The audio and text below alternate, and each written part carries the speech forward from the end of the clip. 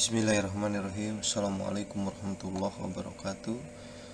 Jumpa lagi bersama saya di channel Al-Quran dan Hadis. Kali ini saya akan kembali menyaksikan video dari Gugem alias Kangkur Gembul. Di video kali ini, yaitu di episode 263 yang berjudul Habib Djafar Hussein Syiah tanda tanya ya. Oke, sebenarnya ini bukan tentang Habib Djafar ya, tapi luas sekali yang dijelaskan oleh guru Gembul di sini terhadap Syiah, Sunni, Mu'tazilah dan sebagainya. Makanya banyak sekali ya ilmu pengetahuan yang terkandung dari sini, dari mulai ketuhanan apa saja yang bisa kita bahas di sini. Mari kita saksikan videonya. Oke, gaskeun. Assalamualaikum, selamat datang kembali di Guru Gembul Channel. Ketika saya harus membuat video ini, saya yakin akan banyak sekali orang yang akan menuduh saya Syiah, liberal atau hal-hal yang semacam itu. Tapi ya saya terima saja risikonya karena ya sudah banyak juga kan orang yang berpikir seperti itu. Tetapi saya harus menyampaikan sesuatu yang menurut saya benar ini karena kemarin lalu itu di kolom komentar ketika saya harus membuat video tentang Habib-Habib palsu, itu banyak sekali di antara baraya yang bertanya apakah benar Habib Hussein Djafar itu adalah seorang Syiah. Pertama, saya ingin sampaikan bahwa saya tidak tahu. Kedua, saya ingin menyampaikan bahwa saya tidak tahu karena saya tidak mau tahu. Kenapa? Saya sudah membaca ribuan buku teologi. Saya membaca di antaranya adalah tentang Sunni, Syiah, perdebatan dan sebagainya, yang saya berani katakan jumlahnya memang sampai ribuan. Dan ketika saya selesai semuanya dari berbagai versi, saya nyatakan bahwa saya tidak akan berani untuk menganggap sesat orang-orang Sunni, orang-orang Syiah dan sebagainya. Saya tidak masuk ke dalam satupun golongan di antara mereka. Itu sangat sependapat sekali saya. Jadi saya pun pribadi tidak akan menjustis seseorang ya, apakah itu sesat, apakah itu salah dan sebagainya. Ketika masih dalam koridor keislaman, tidak keluar dari Al-Quran dan Hadis, maka insya Allah saya akan terima Itu karena bagi saya identitas saya itu adalah Islam, cukup, tidak lebih daripada itu. Sisanya yang Sunni, Syiah, Mu'tazilah dan sebagainya itu adalah produk kebudayaan yang dibuat ratusan tahun setelah Nabi Muhammad wafat. Artinya ada dosa besar seandainya kita menganggap orang lain sesat, menganggap orang lain bid'ah, menganggap orang lain kafir bahkan dan sebagainya, hanya berdasarkan kriteria yang dibuat oleh orang-orang, dibuat oleh manusia-manusia yang hidup ratusan tahun setelah Nabi Muhammad wafat. Jadi ketika harus ditanya ini Syiah atau tidak, saya tidak akan tahu. Tetapi ketika dijawab ini sesat atau tidak, mungkin saya bisa menjawabnya. Karena sesat atau tidaknya itu tidak terkait sama sekali dengan sistem teologi yang mereka percayai. Mari kita uraikan sedikit maksudnya baraya. Syiah itu adalah sebuah aliran teologi Islam yang benar-benar baru. Ia ada sebagai oposisi pemerintahan di zaman Abu Bakar. Kemudian memiliki gagasan tentang imamah itu di masa Imamah Ja'far Shadiq. Dan kemudian menjadi sistem teologi yang kita kenal sekarang itu di zaman Nasruddin Tusi pas serangan Mongol. Kapan itu? Tahun 1200-an. Jadi abad ke-13. Oke, selesai. Kemudian kita temukan yang satu lagi. Siapa? Ahlus Sunnah wal Jamaah atau yang biasa dikenal dengan istilah Sunni. Siapa pendirinya? Abu Hasan al-Asy'ari. Kapan itu? Tahun 900-an Masehi. Artinya itu abad ke-10. Nah, dengan kondisi yang seperti ini, maka baik Sunni maupun Syiah itu adalah sistem teologi yang baru terbentuk ratusan tahun setelah Nabi Muhammad dilahirkan. Dan teologi yang dimaksud itu pun sesungguhnya adalah ilmu yang sama sekali tidak ada di zaman Nabi. Jadi di zaman Nabi itu tidak ada yang namanya ilmu akidah. Dalam Islam perdebatan soal akidah haram, apalagi membingkainya dengan ilmu. Ya, saya setuju karena konteks di sini ketika kita berbicara tentang akidah, ya cukup kita yakini karena ilmu keyakinan. Kita nanti bahas lebih lanjut lagi ya. Karena akidah itu hanya harus dipercayai, tidak boleh menjadi sistem yang namanya ilmu. Kalau menjadi ilmu itu harus empiris. Iya. Ketuhanan itu, akidah itu nggak bisa diempiriskan. Itu adalah ranah kepercayaan, bukan ranah pengetahuan. Maka siapapun yang membicarakan tentang Tuhan, itu sudah salah di situnya. Nah, sayangnya adalah walaupun sistem teologi itu secara dogmatik adalah sesuatu yang salah, tetapi kita semua atau kebanyakan muslim itu menganggap musyrik, menganggap sesat, menganggap kafir satu sama lain itu gara-gara kriteria-kriteria yang dibentuk ratusan tahun setelah Nabi Muhammad wafat itulah. Disitulah dosa besarnya. Dan ingat Baraya, di dalam doktrin Islam itu kalau ada Barang siapa memanggil dengan sebutan kafir atau musuh Allah, padahal yang bersangkutan tidak demikian, maka tuduhan itu akan kembali kepada penuduh. Nah, ini yang saya khawatirkan ya. Dan tidak ada hak kita sebagai makhluk mengkafirkan seseorang, karena menyangkut kepada hadis ini, barang siapa yang memanggil dengan sebutan kafir, karena yang kita tuduh kafir itu belum tentu kafir di mata Allah atau musuh Allah, padahal yang bersangkutan tidak demikian, maka tuduhan itu akan kembali kepada penuduh. Ini sangat berat sekali pertanggungjawabannya, teman-teman. ada dua orang muslim atau yang menyatakan dirinya muslim kemudian saling tuduh kafir mengkafirkan sesamanya, maka Nabi Muhammad menjamin bahwa salah satunya memang benar-benar kafir.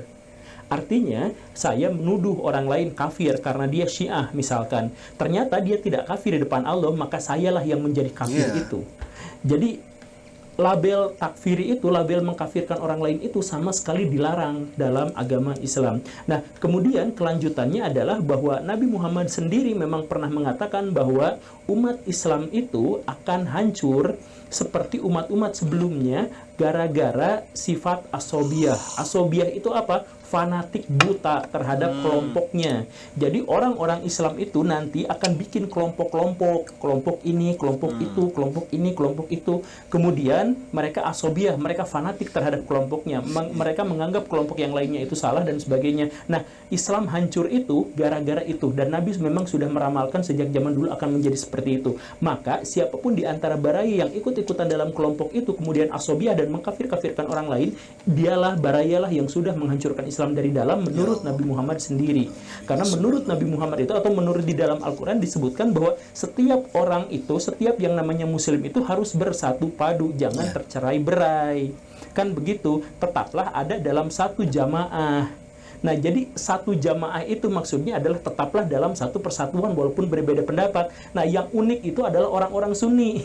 Orang-orang Sunni bikin kelompok sendiri, kemudian menyatakan kelompoknya itu sebagai ahlu sunnah wal jamaah. Bukan begitu, Baraya. Maksudnya adalah umat muslim itu akan terpecah menjadi banyak golongan. Yang selamat itu adalah yang berjamaah. Al-jamaah yang tetap ada dalam satu kesatuan gitu. Bukan bikin kelompok kemudian menamai kelompoknya itu adalah ahlu sunnah wal jamaah. Ya, kalau bikin kelompok kemudian asobiah sama aja sesatnya. Jadi maksudnya begitu, Baraya. Jadi itu Abu Hasan Al-Asy'ari sesat, jadi itu Ja'far Shadiq sesat. Gak gitu, Baraya. Jadi ceritanya begini nih ya. Kita masuk ke zaman sekarang dulu ini untuk memberikan penjelasan, Baraya. Zaman sekarang atau zaman modern kemarin ada seorang tokoh.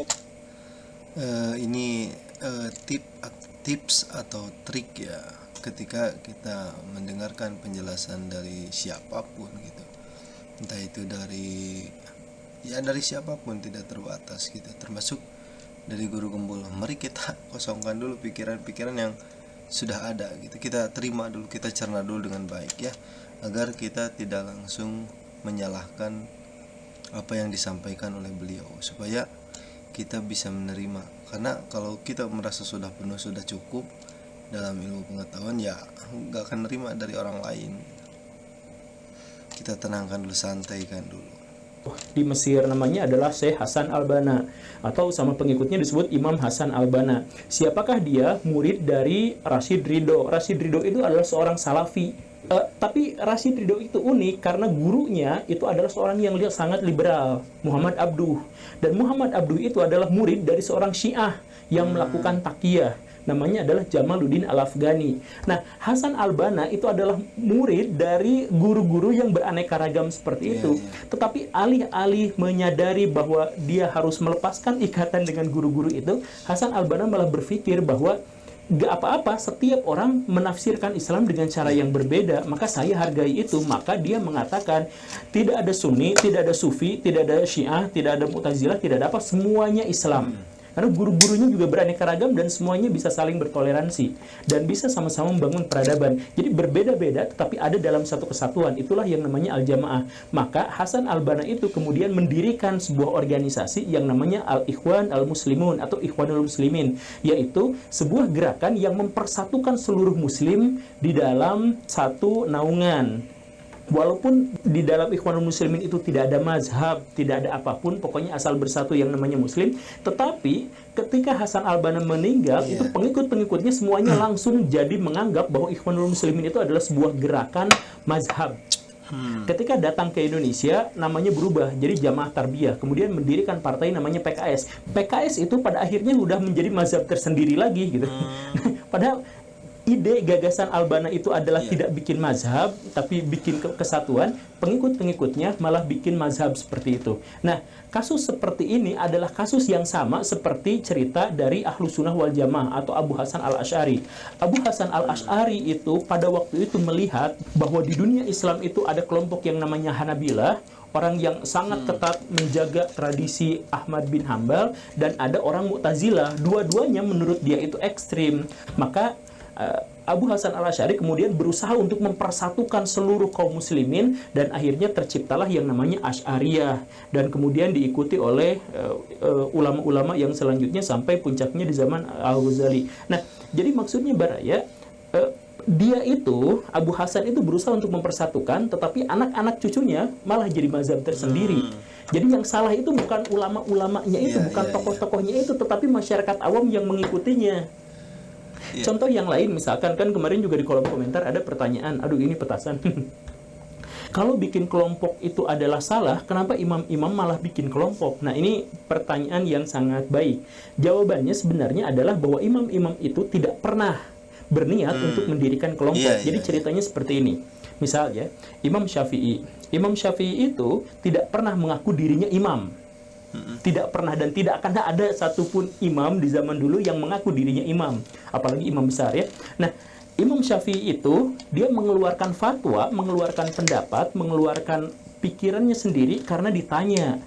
Di zaman itu banyak pertanyaan-pertanyaan yang muncul dan tidak bisa dijawab oleh Nabi Muhammad karena zamannya sudah berbeda. Apa yang terjadi di zaman itu berbeda dengan yang terjadi di zaman Nabi, sehingga muncul pertanyaan-pertanyaan baru. Nah, karena muncul pertanyaan-pertanyaan baru itu, maka Imam Syafi'i menjawab, menurut pendapat saya begini, menurut pendapat saya begini, dalilnya begini, pendekatannya begini, begitu, dan seterusnya. Maka setiap ada pertanyaan selalu dijawab. Nah, kumpulan dari pertanyaan dan jawaban itulah yang kemudian menjadi buku, misalkan Al-Um gitu ya, dan lain sebagainya. Arisalah misalkan, kalau Baraya lihat Arisalah itu kan isinya adalah soal tanya jawab gitu. Nah, jadi maksudnya adalah Imam Syafi'i itu tidak mau mendirikan sebuah mazhab, hanya menjawab atau mencoba untuk memberikan solusi atas kesulitan-kesulitan di zaman itu.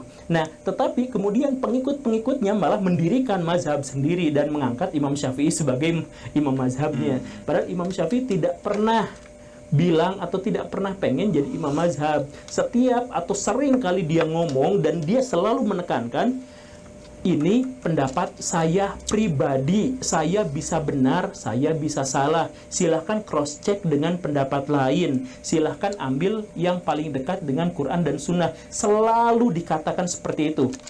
Ini yang harus digarisbawahi ya teman-teman, karena kebanyakan yang saya sering diskusi dengan teman-teman muslim gitu, beliau selalu mengklaim bahwasanya ini adalah sebuah kebenaran yang menurut pribadi saya, padahal sekelas imam besar pun itu tidak berani mengklaim bahwasanya ini kebenaran yang mutlak gitu.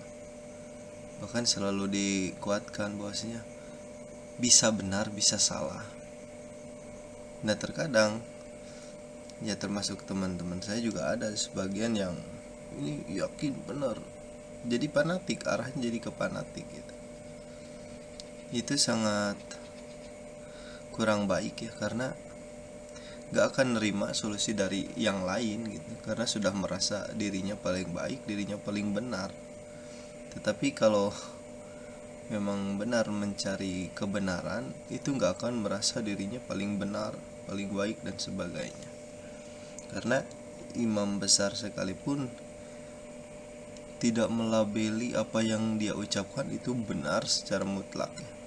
Tapi tetap ada di porsi tengah-tengah lah, bisa benar bisa salah.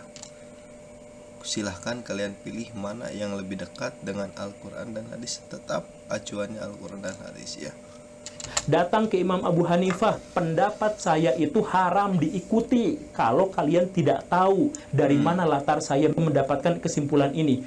Nah, walaupun Imam Mazhab selalu mengatakan seperti itu, pengikut-pengikutnya membuat dirinya itu atau mengangkat dirinya menjadi Imam Mazhab setelah orang yang bersangkutan itu meninggal.